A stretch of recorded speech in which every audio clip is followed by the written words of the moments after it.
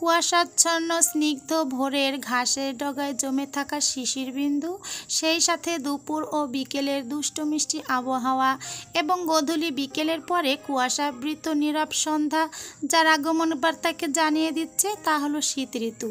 আর এই শীত ঋতুর শীতের সকালগুলোকে উদযাপন করতে এবং আরও আনন্দময় করতে শহর থেকে চলে যাচ্ছি অনেক দূরে গ্রামের বাড়িতে। হ্যালো এভরিওয়ান, আসসালামু আলাইকুম। নাসরিন ক্রাফটস অ্যান্ড ব্লগসের পক্ষ থেকে আপনাদের সবাইকে অনেক অনেক শুভেচ্ছা জানাচ্ছি। বাচ্চাদের এক্সাম খুবই নিকটে, এক্সাম শেষ হলে বাড়িতে চলে যাব। শাশুড়ি, দেবর, ননদ, জা, নন্দাই এবং সেই সাথে উত্তরাধিকার সূত্রে পাওয়া আমার আরও অনেকগুলো ছেলে মেয়ে রয়েছে। ওদের সবাইকে নিয়ে উইন্টার সিজনটাকে সেলিব্রেট করব গ্রামেই, আর সেই সাথে থাকবে নবান্নের সেলিব্রেশনটাও।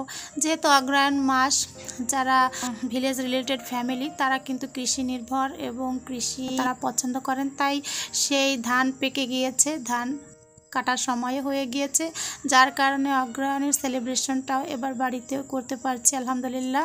বাচ্চারা কিন্তু এই টাইমটার জন্যই প্রচুর টাইম অপেক্ষা করে থাকে, বলতে গেলে সারাটা বছরই অপেক্ষা করে থাকে কখন ডিসেম্বর মাস আসবে, কখন ধান কাটার সময় আসবে। আসলে যেহেতু শহরে বড় হয়েছে ওরা, আমি নিজেও শহরে বড় হয়েছি, তাই গ্রামের এই ধান কাটা থেকে শুরু করে সেই ধান থেকে চাল বানানো এবং সেই চাল গুঁড়ো করে নতুন ধানের পিঠা তৈরির যে গরম গরম একটা ঘ্রাণ, এটা পেতেই কিন্তু মূলত গ্রামের বাড়িতে যাওয়া।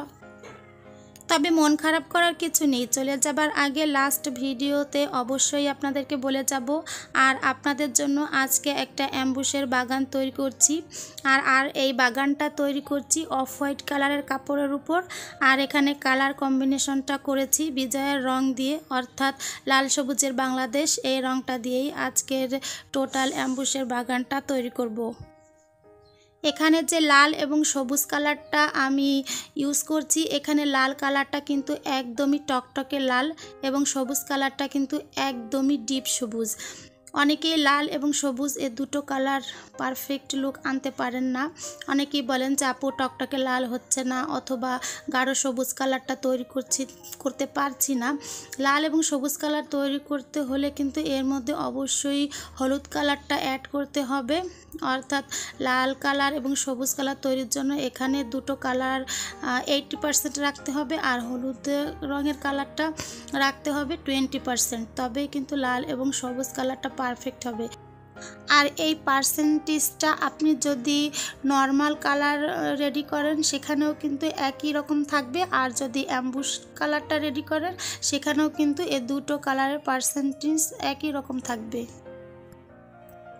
এখানে ফ্লাওয়ার্সের মিডিলে যে রাউন্ড শেপটা দিয়েছি, প্রথমে আমি এখানে যেহেতু লাল কালার দিয়ে কাজ করছি সেহেতু রাউন্ড শেপটা লাল কালার দিয়ে দিয়েছি। পরবর্তীতে আমি এই কালারটা চেঞ্জ করে নিব, অর্থাৎ এই কালারটা শুকিয়ে গেলে এর উপরে আফসান কালারটা অ্যাপ্লাই করে নিব। আর আপনারা যদি ফ্লাওয়ার্সের মিডিলে অন্য কোনো কালার অ্যাপ্লাই করেন, যেমন সাদা, হলুদ বা অন্য যে কোনো কালার, তাহলে প্রথমে হোয়াইট পেস্ট অ্যাপ্লাই করে নিয়ে তারপরে হোয়াইট পেস্টের আবরণটা শুকিয়ে গেলেই তার উপরে অন্য কালারটা অ্যাপ্লাই করতে হবে। কেননা অ্যাম্বুশের কালারের উপরে সরাসরি কোনো কালার অ্যাপ্লাই করলে সেটা পারফেক্টলি বসতে চায় না, তাই প্রথমে হোয়াইট পেস্ট দিতে হবে, তারপরে অন্য কালার দিতে হবে। আমি এখানে অন্য কোনো কালার ইউজ করছি না। অ্যাম্বুশটা শুকিয়ে গেলে এখানে গোল্ডেন কালারটা অর্থাৎ আফসান কালারটা 2 থেকে 3 বার অ্যাপ্লাই করে নিব, যাতে ফ্লাওয়ার্সের মিডিলটা একটু গ্লেজি এবং শাইনি হয় এবং ফ্লাওয়ার্সগুলোকে দেখতে আরও একটু সুন্দর লাগে। আর এখানে অ্যাম্বুশের কাজ করতে করতে যখন তুলিটা একটু অ্যাম্বুশে ভারী হয়ে যাবে, তখন তুলিটাকে একটু ক্লিন করে টিস্যু পেপার দিয়ে চেপে চেপে মুছে তারপরে আবার নতুন করে কাজ করা শুরু করতে হবে, তাহলে কাজের ফিনিশিংটাও অনেক ভালো হবে।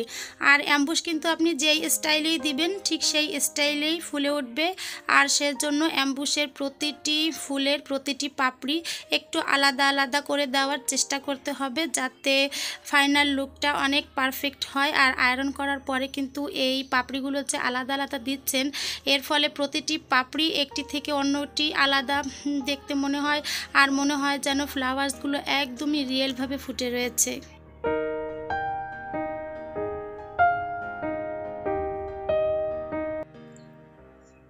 এই তো এখানে প্রতিটি ফ্লাওয়ার্সের মিডিলে আমি আফসান কালারটা অ্যাপ্লাই করে নিয়েছি এবং প্রতিটি পাতার ভেতরেও এই আফসান কালারটা অ্যাপ্লাই করে নিচ্ছি।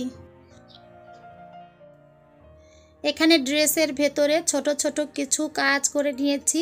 প্রথমে ভেবেছিলাম যে দুটো পাতার মাঝখানে একটি করে অ্যাম্বুশ দিয়ে কোলের মতন করে দিব, কিন্তু পরবর্তীতে হঠাৎ করে মনে হলো যে না, অ্যাম্বুশ নয়, একটি করে ডলার সেট করে দেই, তাহলে হয়তোবা দেখতে ভালো লাগবে। আর গলার কাছে এবং বুকের অংশে আমি বেশিরভাগ সময়েই অ্যাম্বুশের কোনো কাজ করি না, শুধুমাত্র এভাবে গলার মাপ দিয়ে কাটিংয়ের অংশটুকু বাদ দিয়ে এভাবে ডলার সেট করি। কারণ যারা একটু শালীনভাবে চলাফেরা করেন তারা কিন্তু বেশিরভাগ আপুরাই আছেন যে তারা হিজাবি, তাই তারা গলার কাছে কোনো কাজ নিতে চান না, তারা জামার ভেতরের বর্ডার লাইনেই বেশিরভাগ কাজ নেন। এখানে বর্ডার লাইনে আমি ডিজাইনটা ঝাড় আকারে তুলেছি। এখানে একটি ঝাড়ে 6টি করে ফুল আছে, আর এখানে ঝাড় রয়েছে 4টি, এখানে 24টি ফুল রয়েছে। এখানে প্রথমে ড্রেসটির যে লুকটি দেখিয়েছিলাম সেটা ছিল উইদাউট আফসান কালার, আর এখন এখানে আফসান কালার অ্যাড করে দিয়েছি। অনেক আপুরা কিন্তু এই আফসান কালারটা অনেক বেশি পছন্দ করেছেন। আমি প্রথম মেবি একটা স্কাই ব্লু কালারের উপরে এই আফসান কালারটা দিয়ে কাজ করেছিলাম, তো সেখান থেকে প্রচুর রিভিউ পেয়েছি, সবাই অনেক লাইক করেছেন, যার কারণে এই ড্রেসটি যে আপুর জন্য করছি এখানে আফসান কালারটা অ্যাড করেই ড্রেসটি করেছি। আরেকটি বিষয় আমি এখন পর্যন্ত যতগুলো ড্রেস আপনাদেরকে শো করেছি, তো আমার এই অ্যাম্বুশের ড্রেসগুলোতে আমি যত পরিমাণ ফ্লাওয়ার্সে অ্যাম্বুশ করি, টোটাল ইউটিউব অ্যানালাইজ করে দেখলাম যে এরকম খুব কম আপুরাই আছেন, 2-1জন আপু ছাড়া কিন্তু এত সংখ্যক ফুলের উপরে অ্যাম্বুশ কোনো আপুরাই করেন না। কারণ অ্যাম্বুশ কিন্তু প্রচণ্ড ধৈর্য লাগে এই অ্যাম্বুশের কাজটা করতে, আর প্রচণ্ড সময় লাগে। এখানে ড্রেসটির ব্যাক সাইডে কোনো অ্যাম্বুশের কাজ থাকছে না, এখানে নর্মাল যে ফেব্রিক পেইন্টিং সেটাই করেছি, কিন্তু এখানে প্রতিটি ফ্লাওয়ার্সের মিডিলে ও পাপড়িগুলোতে আফসান কালার দিয়ে আউটলাইন দিয়ে দিয়েছি। আপনারা যারা ড্রেসটি অর্ডার করবেন তারা আগে থেকে একটু আইডিয়া নিয়ে নেন, কেননা অ্যাম্বুশটা যেহেতু একটু ফুলে ফুলে থাকে, তো যখন আপনি রেস্ট নিতে যাবেন বা বিশ্রাম নেবেন তখন পিঠের কাছে আমার কাছে মনে হয় একটু আনইজি লাগবে, যার কারণে আমি পেছন সাইডে ফেব্রিক পেইন্টিং করি। এটা আমি আমার আইডিয়া থেকে করি, কিন্তু আপনারা চাইলে অ্যাম্বুশও অ্যাপ্লাই করে নিতে পারেন।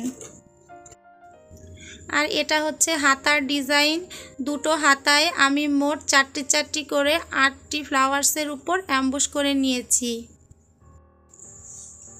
আর এই যে বর্ডার লাইন, বলতে গেলে টোটাল একটা অ্যাম্বুশের বাগান, এর জন্যই কিন্তু টাইটেলটা দিয়েছিলাম যে আজকে সবাইকে অ্যাম্বুশের বাগানে নিয়ে যাব। তো এই অ্যাম্বুশের বাগানটা কার কার ভালো লাগলো সবাই অবশ্যই কমেন্টস করে জানাবেন। বর্ডার লাইনে একটু বেশি কাজ দিয়েছি কারণ এটা নিচের দিকে থাকে, আর এটা কোন ধরনের হ্যান্ডিক্রাফট তাও বোঝা যায়। অনেক আপুরা তো প্রথমবার দেখেই বলেন যে আপু এটা সুতার কাজ, আর আপনার হাতের কাজ খুব মিহি ও সুন্দর।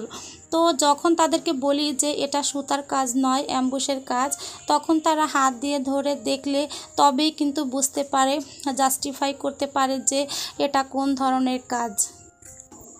আবার এমন অনেক আপুরা আছেন যাদের বলতে গেলে আগে থেকেই এই অ্যাম্বুশের কাজটার সঙ্গে কিন্তু কোনো পূর্ব পরিচিতি নেই। বলতে গেলে আমি যেই এরিয়াতে থেকে এই কাজটা করি, আশেপাশে আমার 2-4টা এলাকার মধ্যে কিন্তু এই অ্যাম্বুশের কাজ করে এমন কোনো আপুরাই নেই, একমাত্র আমি ছাড়া। তো সবার কাছে এই কাজটা একদমই ইউনিক একটা কাজ লাগে, যার কারণে সবাই কিন্তু এই কাজটা খুবই পছন্দ করেন।